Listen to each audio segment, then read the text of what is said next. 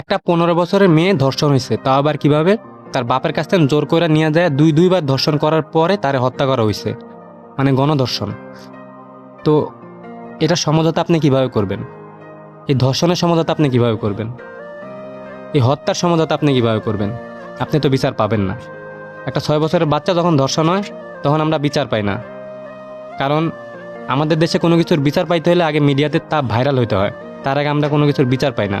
বাঙালি হিসাবে আজকে লজ্জিত যে পুলিশ প্রশাসন কিংবা মিডিয়া এগুলো এমন পরিমাণে নিকৃষ্ট হয়েছে। যেসব পুলিশ প্রশাসন আর মিডিয়ার করা উচিত, সেগুলো আমাদের মতো ফেসবুক ইউজার কিংবা কন্টেন্ট ক্রিয়েটারদের করা লাগে। এটা হলো জাতি হিসাবে আমাদের লজ্জিত, দুঃখিত আমরা জাতি হিসাবে।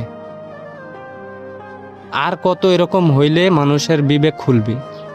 ধর্ষণ, খুন এসব আমাদের দেশে হইতেই থাকে। দুঃখের বিষয় হলো আমরা এগুলোর কোনোটারই বিচার পাই না, সুষ্ঠু বিচার তো পাই না। আমরা এরকম দেশ চাই না, যেখানে নারীদের কর্মঘণ্টা কমানোর জন্য আমাদের সুশীল সমাজের নারীবাদী মেয়েরা আন্দোলনে নামে, সেখানে ধর্ষণ ও হত্যার পরে তাদের কোনো কথা নাই। তাতে করে আমরা এটা বুঝতে পারি তারা শুধু সুবিধাবাদী নারীবাদী দল।